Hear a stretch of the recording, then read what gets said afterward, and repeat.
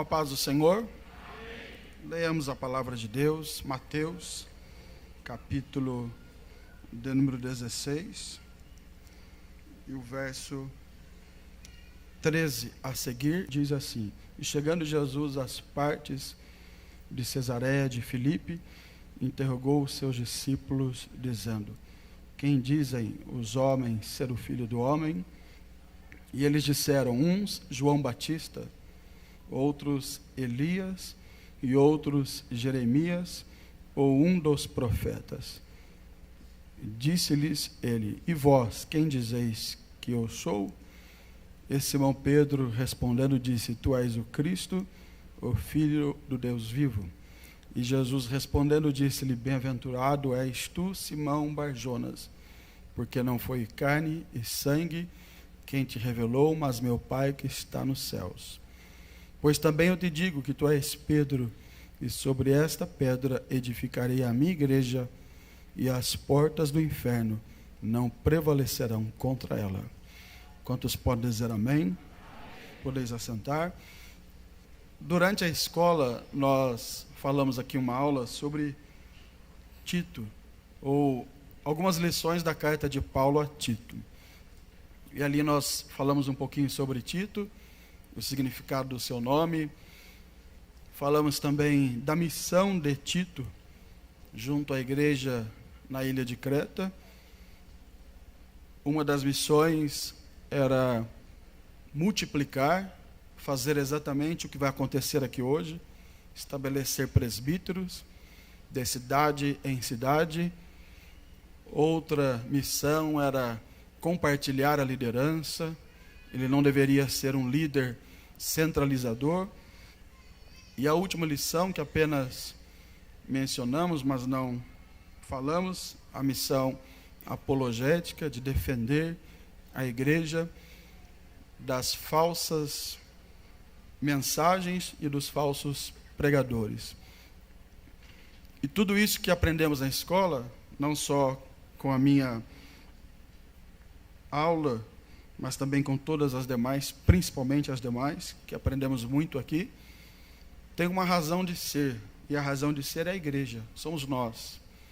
As cartas escritas, todas elas, mesmo que não sejam cartas direcionadas diretamente para a igreja, como foi o caso da carta de Paulo a Tito, foi direcionada a um líder, a um pastor, a um dirigente da igreja, mas a finalidade maior era a igreja. A igreja sempre é, depois de Jesus, a estrela, podemos assim dizer. E quando eu falo igreja, eu falo o corpo místico de Cristo na terra, e não simplesmente a instituição. A instituição, ela é importante, deve ser valorizada e respeitada, mas ela pode passar, como já passaram algumas, e cremos que a nossa, depois de 100 anos, não passará mais, continuará firme até a volta de Jesus. Mas a instituição, ela pode ruir, ela pode passar, ela pode falhar. Ela é a igreja visível, ela é a igreja institucional, ela é a igreja que é imperfeita, ela é a igreja que pode, em algum momento, ruir. Essa é a igreja instituição.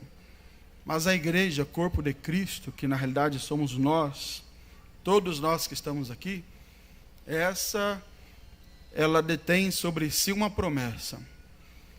E a promessa é que as portas do inferno não prevalecerão contra ela. Hoje nós congregamos num templo bonito como este, confortável, lindo.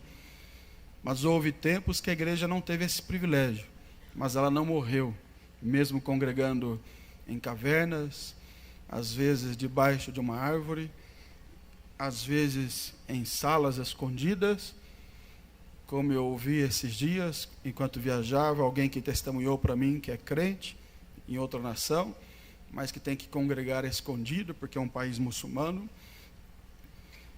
Mas mesmo assim, lá está a igreja, não está o prédio, mas está a igreja, adorando e servindo a Jesus.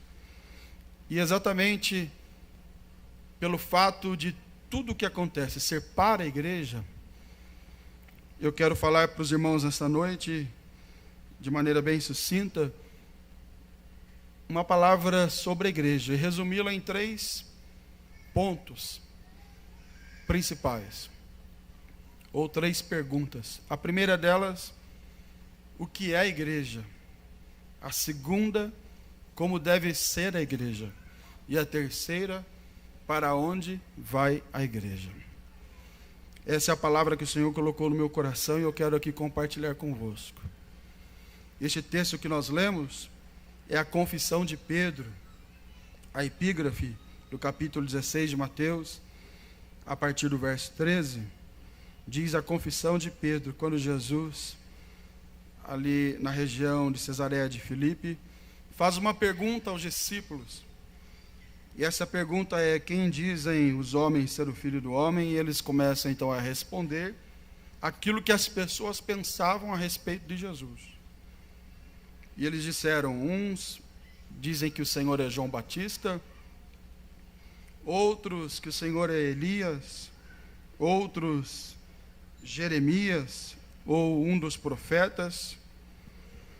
E aí Jesus se volta para eles e faz a pergunta: e vós, e vocês? Vou aqui usar aqui algo pessoal, não está exatamente assim na Bíblia, mas é como se Jesus dissesse: e vocês que são meus amigos, que andam comigo, que são meus cooperadores, que estão perto de mim, o que vocês dizem que eu sou?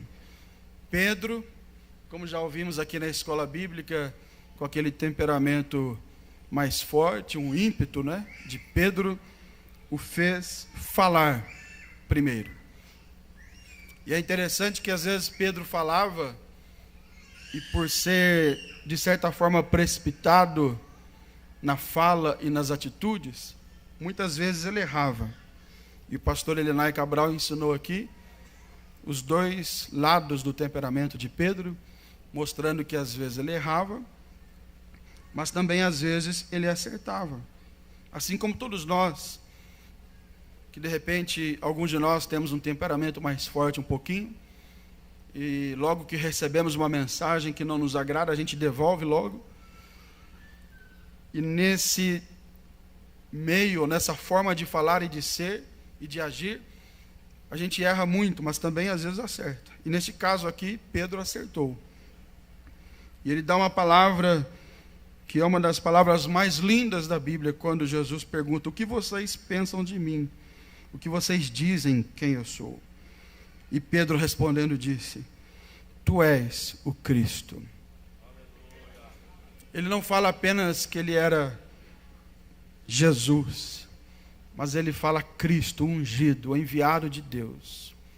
Tu és o Cristo, o Filho do Deus vivo, que aliás está aqui nesta noite. Quem já sentiu a presença dele aqui? O dia todo estamos aqui, desde após o almoço, e o dia todo ele está aqui presente, porque onde tem 2 ou 3 reunidos no nome dele, ali ele se faz presente. Ele disse: eis que eu estou convosco todos os domingos, todo dia de pagamento, que a gente fica mais feliz, toda a escola bíblica, que tem muita gente de fora, tem cantor, pregador, eis que eu estou convosco todos os dias. No dia que você tem saúde e vem para o culto, Jesus está contigo e com a igreja. Mas no dia que você está enfermo, Jesus continua contigo e com a igreja. No dia que você vem para o culto, parece voando, porque está tudo dando certo, não é? Salário bom, saúde, família está em paz, tudo tranquilo, tudo certinho, Jesus está com você. Mas o dia que você vem para o culto e parece que tudo está errado, mas você vem se arrastando e chega aqui, Jesus continua com você. Ele está conosco na festa de aniversário, como vimos ontem, mas Ele está conosco nos momentos mais difíceis da nossa vida. Aliás, me parece que nos momentos mais difíceis Ele se faz apresentar mais ainda, para nos dar a convicção maior ainda de que Ele não nos abandona. E Jesus está conosco aqui nesta noite. E Pedro diz: tu és o Cristo, o Filho de Deus vivo.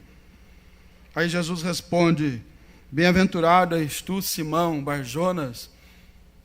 Como aprendemos aqui também, Simão Barjonas, seu nome, Simão filho de Jonas, seu apelido Pedro, porque não foi carne e sangue que te revelou, mas meu Pai que estás nos céus, que está nos céus.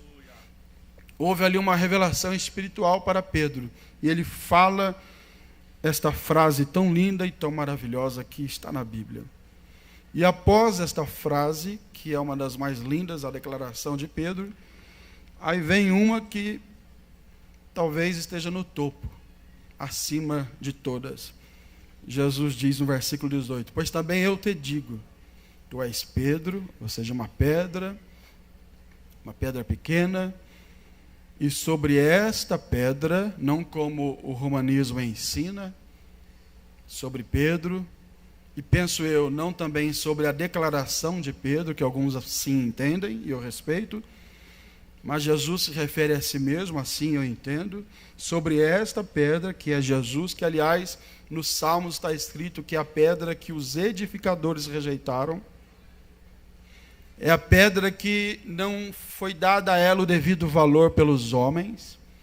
É a pedra que João, escrevendo no capítulo 1, ele diz que Jesus veio, esta pedra veio para o que era seus, mas os seus não receberam, mas a todos. A todos. Quantos aqui nesta noite o receberam? Levante uma das suas mãos e glorifique a Ele. A todos quanto receberam, deu-lhes o poder de serem feitos filhos de Deus. Esta pedra que é Jesus, que Pedro também fala que é a pedra viva, a pedra de esquina, a pedra angular. Sobre esta pedra, que Paulo também fala no capítulo 3 da primeira carta aos Coríntios, quando ele diz: eu como sábio arquiteto coloquei o fundamento e os outros devem saber como continuar a obra, a construção. E lá no final do verso ele diz que o fundamento é Cristo, porque esta igreja está em pé até hoje. 108 anos vamos completar como Assembleia de Deus. Aqui 60 anos de escola bíblica, eu não sei a idade da igreja local, mas esta igreja está em pé até hoje, exatamente porque ela não está sobre a pedra chamada Daniel Berg, que eu respeito muito, todos nós respeitamos. Ela não está sobre a pedra chamada Gunnar Vingre, que todos nós respeitamos. Ela também não está sobre a pedra chamada Paulo, Tiago, João, Tito, Timóteo, ou qualquer outro pai da igreja, qualquer outro líder da igreja. Ela não está sobre a pedra, com muito respeito, meu pastor em São Paulo, que eu amo muito, pastor José Wellington Bezerra da Costa. Ela não está sobre a pedra de nenhum de nós aqui, pastores. Ela está sobre a pedra que é Jesus. É por isso que ela não caiu até hoje. É por isso que vem as lutas e perseguições, mas essa igreja continua em pé. Tem um hino que as irmãs do ciclo de oração cantam lá na nossa igreja, que esta igreja vai continuar em pé. Esta igreja continua em pé, porque a pedra, o fundamento, o alicerce, a base se chama Jesus Cristo de Nazaré. Ele é o fundamento da igreja. Sobre esta pedra, disse Jesus, eu edificarei a minha igreja, e as portas do inferno não prevalecerão contra ela. E a pergunta que eu faço neste momento é: quem é esta igreja? Quem faz parte? Quem é esta igreja? Dê um glória a Jesus. Se isso te incomodar, não faça. Mas se for possível, faça. Não exagero nisso, não. Mas de vez em quando é bom. Pergunte para quem está ao seu lado: você está sobre esta pedra? Se a resposta foi sim, pode dizer: então a vitória é sua. A vitória é do povo de Deus. Os presbíteros que vão ser hoje separados estão sobre esta pedra. Se é sim, a vitória é de vocês em nome de Jesus. Agora, o que é a igreja? indo para a nossa mensagem, a nossa reflexão. O que é a igreja? O que é? Todo mundo sabe, especialmente os que estão na minha retaguarda, homens sábios, conhecedores da palavra. Todos nós sabemos, mas é bom lembrar o que é a igreja. Vem de eclésia, né? Que aquela ideia das reuniões, das assembleias que acontecia no mundo antigo, especialmente na Grécia, quando as pessoas saíam de suas casas, se reuniam no lugar público, e ali elas discutiam política, ali discutiam assuntos pertinentes e concernentes à comunidade, à cidade, ao povo local. Daí vem a ideia de igreja, e Jesus faz uso dessa palavra. É interessante que Jesus nos ensina nisso, porque ele aproveita aquilo que é bom e usa aquilo que é bom para aplicar neste caso aqui, porque às vezes a gente acha que só nós temos o que é bom, e há muita coisa que a gente pode aproveitar. E Jesus usa de uma palavra que não era deles, dos judeus, era dos gregos, da cultura helenística. E Jesus usa essa palavra para dizer, olha, eu fundarei, eu edificarei, eu vou construir a minha eclésia, a minha igreja. Quando ele fala a minha igreja, é porque já existiam outras igrejas, porém com sentido diferente, na área política, social. Mas agora ele diz algo que é espiritual, eu vou construir a minha eclésia, que é um povo tirado para fora. Então, usando este raciocínio lá da Grécia e do mundo antigo, o povo que saía das suas casas e se reunia em um lugar para ali decidir alguns assuntos, Jesus usa essa figura, usa essa palavra para dizer, olha, eu vou tirar um povo de algum lugar e vou formar a minha assembleia. Alguns até dizem que o nome Assembleia de Deus é redundante, porque seria como dizer Assembleia, Assembleia de Deus. Porque a eclésia também significa assembleia. Então, Assembleia, Assembleia de Deus. Então, Jesus diz, Assembleia, a minha igreja, eu vou construir. Então, igreja, no nosso primeiro ponto, o que é a igreja? É um povo que foi tirado para fora. E esse conceito não é só neotestamentário. É do Velho Testamento também, embora a palavra seja outra, no hebraico, mas também é usado no Velho Testamento esse conceito, esse princípio, porque Deus chama um homem. Esse homem se chama Abrão. E Deus diz, sai, Gênesis capítulo 12, da tua terra, do meio da tua parentela, e vai para uma terra que eu te mostrarei. Este conceito, que é usado também no Velho Testamento, é o conceito de igreja. Ou seja, Abrão, sai da tua terra e vai para um lugar que eu vou te mostrar. E aí ele vai fazendo promessas, eu vou te abençoar, em ti serão benditas todas as famílias da terra. Ele está mostrando ali que ele vai formar um povo seu. Então podemos dizer que Israel era a igreja de Deus no Velho Testamento. Isso é confirmado no livro de Atos dos Apóstolos, capítulo 7, quando ali é escrito por Lucas, dizendo que Israel era a congregação de Deus no deserto. Ou seja, Israel era a igreja de Deus no deserto. Era o povo que Deus tirou lá da família e da terra de Abrão e formou um povo seu, um povo especial, um povo escolhido. Deus hoje não trata com Israel, mas ele voltará a tratar com Israel um dia, quando essa igreja subir. Mas Israel também é a igreja de Deus. Mas hoje nós somos o Israel de Deus, o Israel espiritual. Hoje nós somos a igreja, porque nós somos tirados também de um povo. E este povo que nós somos tirados, o apóstolo Paulo diz, escrevendo uma das suas cartas, que este povo foi tirado de um lugar. E este lugar, eu convido os irmãos para nós lermos o texto bíblico que está lá na carta de Paulo para a igreja na cidade de Colossos, capítulo 1. Abre a sua Bíblia, capítulo 1. quando ele vai falando para os colossenses, escrevendo a sua carta para a igreja na cidade de Colossos, ele primeiro fala, não vou ler todo o texto, mas ele fala do Pai, ele dá graças ao Pai. Pai de nosso Senhor Jesus Cristo, está no versículo 3 do capítulo 1.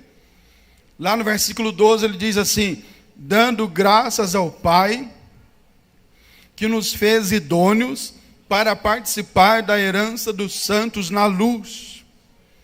Agora, olha a igreja aparecendo aqui, versículo 13. Ele quem? O Pai, nos tirou. E aqui vale a pena um comentário. Ninguém saiu de lá por si só. Ele nos tirou. Não pensemos nós que estamos aqui porque tomamos a decisão e viemos aqui e pelo nosso mérito, pelo nosso esforço nós estamos aqui. Não, foi Deus quem nos tirou. Não, pastor, o senhor está enganado. Eu vim aqui porque eu quis, aceitei a Jesus como Salvador, porque o pastor pregou, eu quis. Você quis, sim, mas o seu querer foi uma resposta da ação de Deus. Porque ninguém está aqui por si só. Você só está aqui porque Deus, assim como fez com Israel, com um braço forte, tirou lá do Egito, seu povo. Deus também com um braço forte, pela cruz do Calvário, tirou você e a mim lá de fora e colocou aqui. Você pode achar que veio aqui porque quis, mas você não quis. Quem te trouxe foi Deus. Somos salvos pela graça.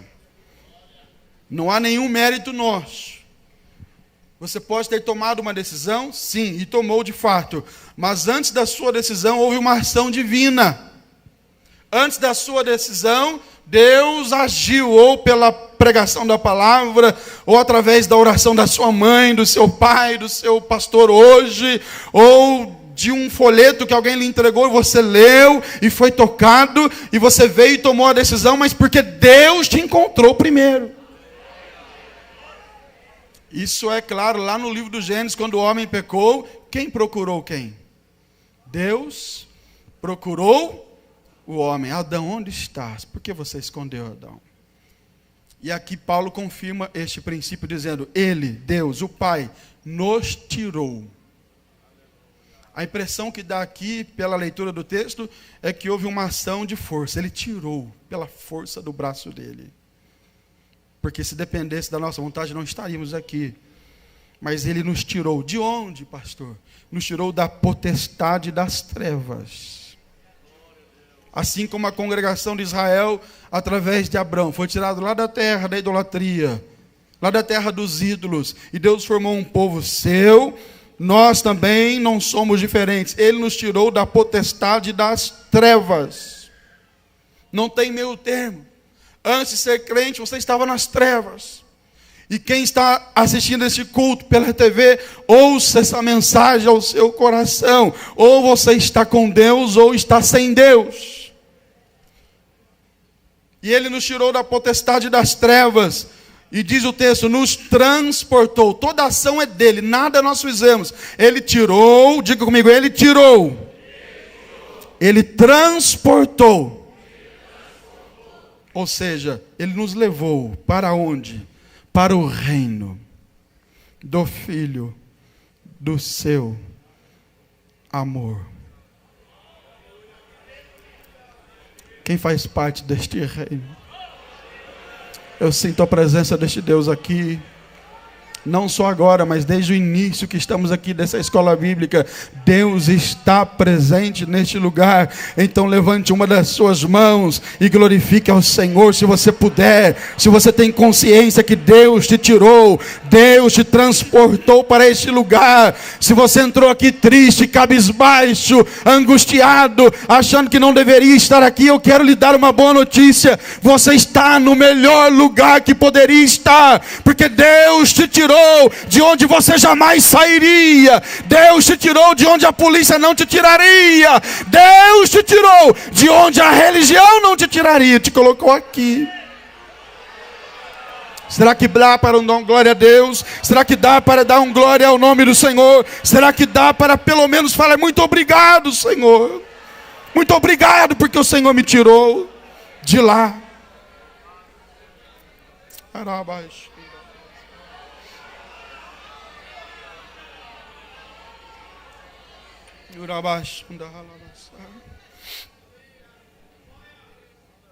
E aí ele diz no versículo 14: nos transportou para o Filho, o reino do Filho do seu amor, que é Jesus. Aí ele fala: em quem temos a redenção pelo seu sangue. A redenção não é por aquilo que você faz para Deus. A redenção não é por aquilo que você é. A redenção não é pelo valor do seu dízimo, das suas ofertas, nem das minhas ofertas. A redenção é pela oferta que Ele ofereceu. E a oferta que Ele ofereceu, Pedro escreve a sua carta dizendo que nós não fomos comprados nem com ouro, nem com prata. Não foi com ouro e com prata que fostes resgatados da vossa vã maneira de viver. Mas não é simplesmente sangue, ele diz precioso sangue dele. O sangue de Jesus nos purificou. O sangue de Jesus nos purificou. Queridos obreiros que estão aqui na minha retaguarda, o sangue de Jesus nos purificou. Quem já tomou um banho deste sangue? Quem já recebeu este sangue? O sangue de Jesus purificou desde a criança até o ancião, desde o rico ao pobre, o doutor e o indouto. O sangue de Jesus nos purificou. Aleluia. A saber, a remissão dos pecados. Então a igreja é esse povo que foi tirado. Se você puder, não sei qual é o costume dos irmãos, mas diga comigo: eu sou a igreja. Fui tirado lá do reino das trevas e hoje estou no reino de Jesus. É pastor Gilmar? Quem já faz parte desse reino?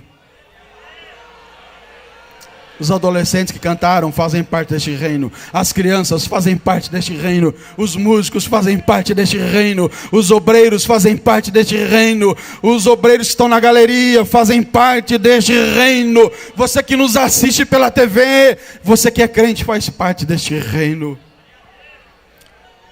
Isso é ser igreja. O que é a igreja? Agora, como deve ser a igreja? É a segunda pergunta na nossa reflexão hoje. Já estou caminhando para finalizar. A segunda pergunta: como deve ser a igreja? Já que sabemos quem somos, o que é ser igreja, como deve ser a igreja? Poderíamos falar várias situações aqui, mas em primeiro lugar, a igreja deve ser um lugar de servir com alegria. Isso está na eclesiologia, né? Matéria teológica, não dessa maneira tão superficial, mas mais aprofundada, mas deve servir com alegria. A mordomia cristã, o serviço cristão deve ser com alegria. Onde estaria isso, pastor? Salmo 100, embora lá não estava fundada a igreja, mas é um princípio que vale para a igreja, que lá estava a congregação de Israel, a igreja de Deus no Velho Testamento de Israel. E o salmista do Salmo 100 diz assim: celebrai com júbilo. O que é celebrar com júbilo? Porque às vezes a gente vem para o culto, já ouvimos aqui na escola bíblica, viu, irmãos? Por isso que eu estou falando agora, criei coragem de falar, porque eu já ouvi isso aqui. Às vezes a gente vem para o culto e acha que servir ao Senhor é fechar a cara aqui, desculpa a expressão, cara, é rosto, cara, tanto faz. Fechar a cara e ficar aqui de cara feia, igual a minha assim, que já não tem jeito de consertar muito. E ficar de cara feia e falar: estou servindo a Deus, porque eu sou o mais santo aqui. E a minha cara diz isso. Mas a Bíblia não diz isso. A Bíblia diz que a gente deve servir ao Senhor com júbilo. Celebração é festa. No culto tem música. E por que tem música? Porque é festa. Não é isso, músicos? Vou falar de vocês aqui, porque eu sou músico meia boca, tenho que falar deles também, não é? No culto tem... Aliás, um culto sem músicos é um culto meio esquisito. Já perceberam? Um culto sem músicos é meio estranho.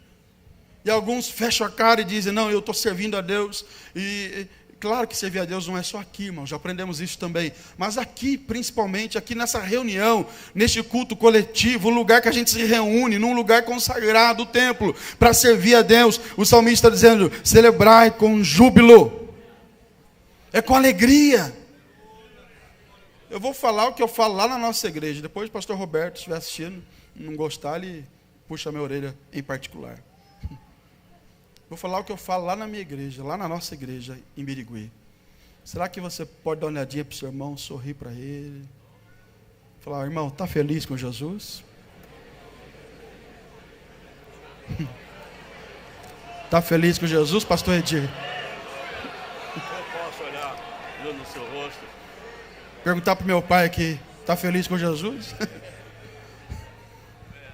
Servir ao Senhor com alegria, às vezes cansado, às vezes a gente está aqui com o corpo físico abatido, enfermo. Ouvimos ontem aqui, irmãos, alguém falou, não lembro o nome, de que hoje não estaria aqui porque a esposa estaria fazendo uma cirurgia, câncer, mas eu vi aquele casal aqui adorando a Deus, comentei com quem estava próximo a mim, isso é ser crente. Amanhã vai ser operado de uma enfermidade que a gente sabe que é perigosa, mas um dia antes estava aqui cantando no louvor, homenageando o pastor com alegria, porque a nossa alegria não está aqui na terra, mas está nas coisas eternas. Se você pode, levante as suas duas mãos e dê o melhor glória a Deus. Aleluia, aleluia. Por alguns segundos adora a Ele, agradeça a Ele, diga alguma palavra de gratidão a Ele, diga pelo menos obrigado, Jesus, porque eu estou aqui. Muitos queriam e não podem, outros podem e não querem, mas nós queremos e podemos e aqui estamos, então agradeça a Ele, irmãos. Celebrar com júbilo, verso 2, servir ao Senhor com... Por isso que essa igreja está de parabéns. Não estou fazendo média não, estou falando que está no meu coração. E conversei isso com meu pai, já conversamos. Como o povo trata a gente bem, né? Tem lugar que a gente vai, você pode levar carta até do pastor Cício, que já faleceu. Eles não recebem a gente. Mas aqui, irmãos, primeira vez que eu vim, nem carta eu trouxe. O pastor me recebeu e falou, meu filho, aqui é sua casa. Quem vem cantar, canta com alegria. Quem vem tocar, toca com alegria. Eu falei para o meu pai aqui, olha a alegria dos irmãos ao cantar, a expressão de alegria. Ah, mas alguém pode dizer, mas o senhor está falando que é feliz porque o senhor é pastor. Pastor tem alguns privilégios, né? Não passa a luta, né? Quase ninguém xinga a gente no Facebook. Pastor tem algumas regalias, por isso o senhor está falando que é feliz. Por isso o senhor está falando que é contente. Mas quero ver o senhor falar que serve a Deus com alegria, se estivesse no meu lugar, na minha posição, porque eu estou na prova, estou na luta, estou desempregado, estou enfermo. Vou te dar só um exemplo, a gente já concluir. O apóstolo Paulo estava preso quando escreveu a carta aos Filipenses.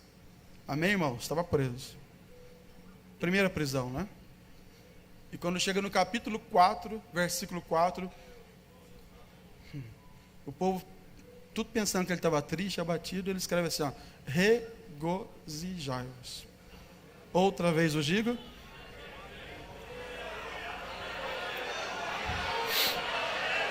Aleluia. O Senhor está falando com alguém aqui que está em tribulação. Se você recebe a palavra, levante a sua mão o mais alto que você puder. Segure a mão levantada um pouquinho e receba esta palavra. Não importam as circunstâncias, não importa onde você está, o que você está passando. A palavra é esta: sirva ao Senhor com alegria, regozijai-vos. Outra vez vos digo, regozijai-vos.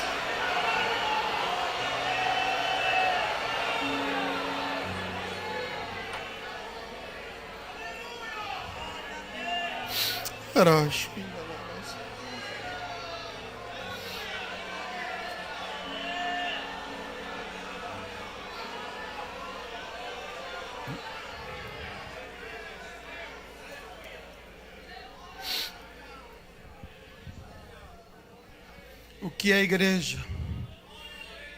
Como deve ser a igreja? Deve ser alegre. Tinha vários pontos para a gente falar, mas estou concluindo. A igreja deve ser unida. Aleluia.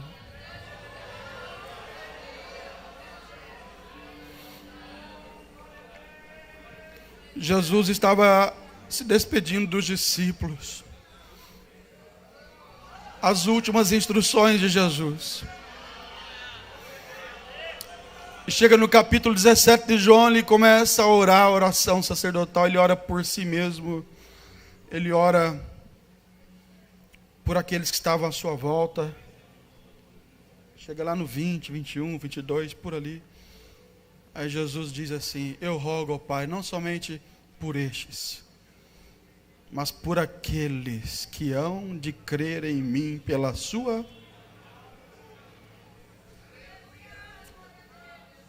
Antes de concluir essa parte, vou voltar e fazer uma pergunta. Você tem algum motivo para ser feliz?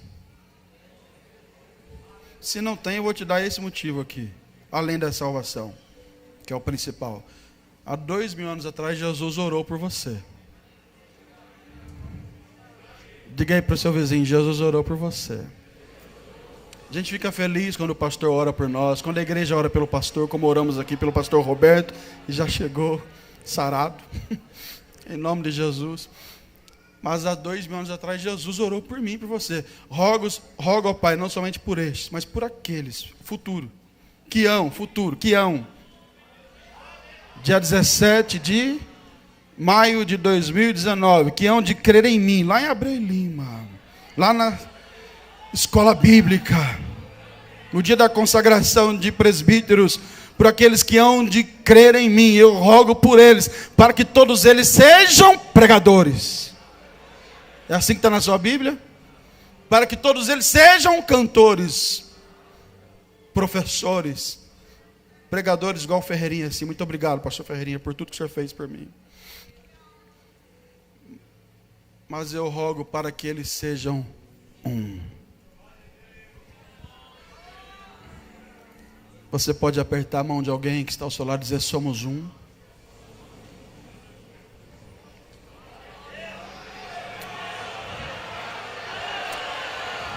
Aqui no ministério somos um. Somos um. Não quer dizer que não existirão diferenças, existem, mas somos um. Pelo amor de Cristo, através do amor de Cristo, somos um. O que é a igreja? Como deve ser a igreja? Alegre, unida, fervorosa. Paulo, escrevendo aos Efésios, capítulo 5, verso 18, diz assim: olha, não vos embriagueis com o vinho em que há contenda. E às vezes o crente vem para o culto. Não vamos discutir isso aqui teologicamente, vamos aplicar agora, né?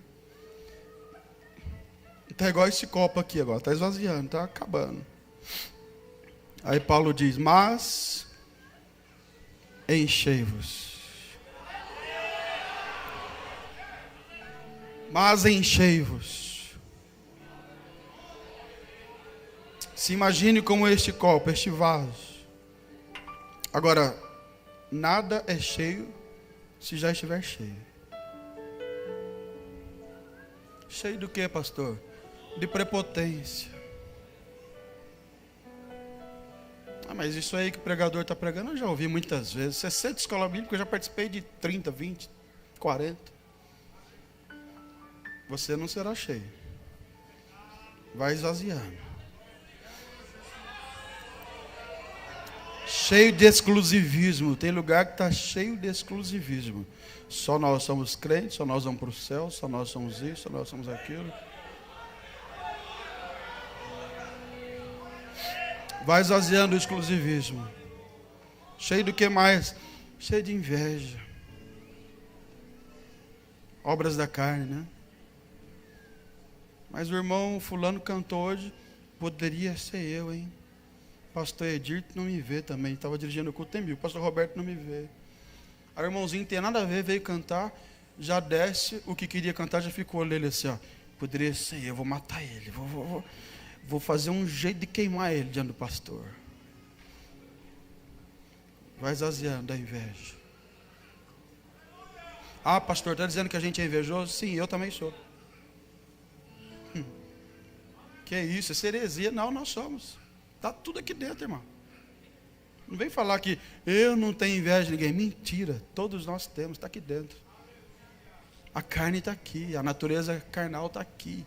O que acontece é que quando a gente é dominado pelo Espírito, a inveja fica ali, sufocadinha. Ó. Quem quer ir sufocando a inveja, os ciúmes? Ah, mas o irmão vai ser consagrado ao presbitério. Eu estou aqui, diaconato, diácono há tantos anos. E poderia ser eu. Não, vai chegar, não tenha pressa, o pastor falou. Você vai ser obreiro o resto da vida. Não tenha pressa. O que Deus tem para você é só seu. Só tem uma pessoa que toma o que é seu. Sabe quem é? Não é o diabo, não, é você mesmo. Que nem o diabo toma. Agora, se você ficar no seu lugar, irmão, ninguém toma. Quem crê que tem promessa de Deus na vida? Aí Paulo vai falando, mas enchei-vos do... Com autorização do pastor, se coloque em pé. Veja que o enchei-vos aqui é uma responsabilidade do homem, viu? Enchei-vos. Como que eu me encho do Espírito, pastor? Não vamos detalhar, mas vamos falar o que é prático, nosso, assembleano. Vai dando glória. Não é para mim não, viu? É para Deus, vai dando glória. Vai exaltando. Vai dizendo obrigado, Jesus. Vai falando, Jesus, eu quero voltar a ser aquele crente que eu era. Que já ouvimos na escola bíblica também, voltar ao primeiro amor. Eu quero chorar na tua presença, eu quero falar em línguas. Então dê lugar ao Espírito. Quem crê que o Espírito Santo move no meio da igreja, levante as duas mãos e dê lugar ao Espírito. O Espírito Santo está aqui. Urabaixo e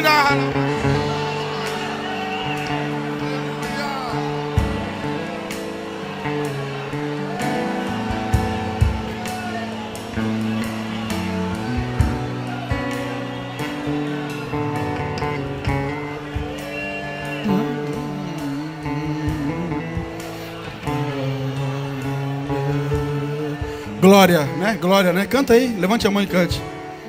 Cante comigo. Glória.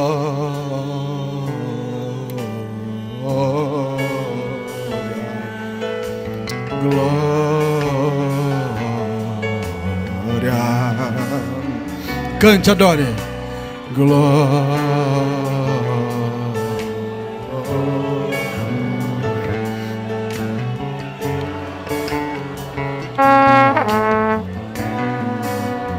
Escute.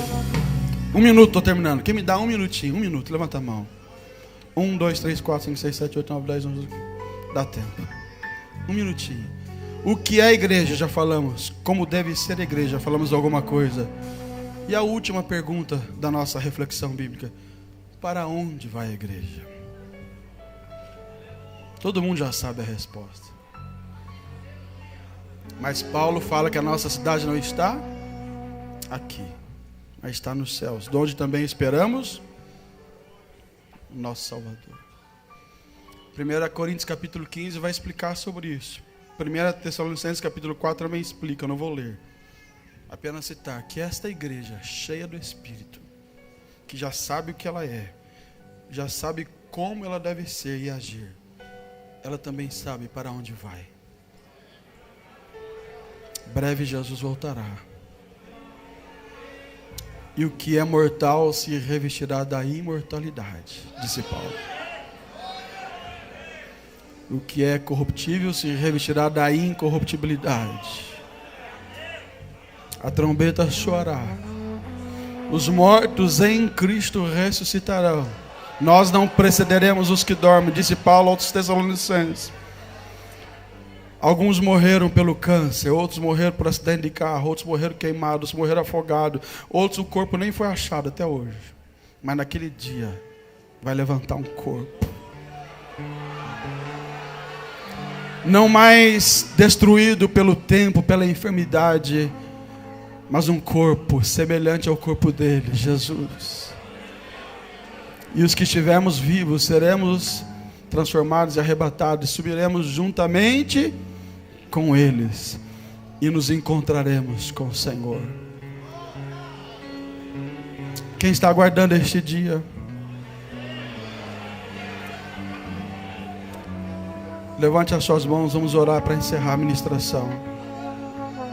Com a mão erguida, segura na mão do seu irmão aí, vamos orar juntos. E diga para ele: você é igreja, você deve ser feliz, você deve ser unido comigo e eu com você. Somos irmãos, somos irmãos, somos irmãos, somos irmãos. E você vai para o céu comigo.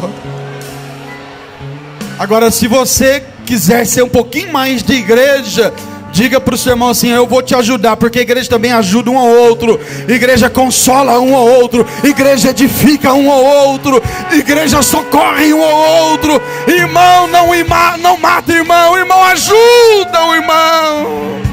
Pai bendito e santo,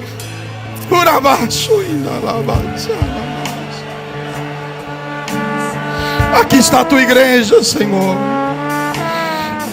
Aqui está o teu povo que o Senhor resgatou, perdoou.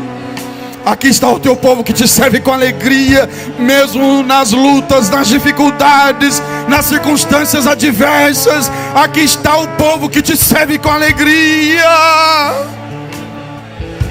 Aqui está o povo que anda em unidade, que caminha em unidade, apesar das diferenças. E aqui está o povo que vai morar no céu. Senhor, Maranata, Maranata, Maranata, Maranata. Onde tem um crente agora que tem a convicção de que é igreja, de como deve agir, que vai morar no céu, comece agora a adorar este Deus da igreja. Dê liberdade ao Espírito, dê liberdade ao Espírito. Jesus pode batizar agora, Jesus pode renovar agora, Jesus pode curar agora. Dê liberdade ao Espírito de Deus.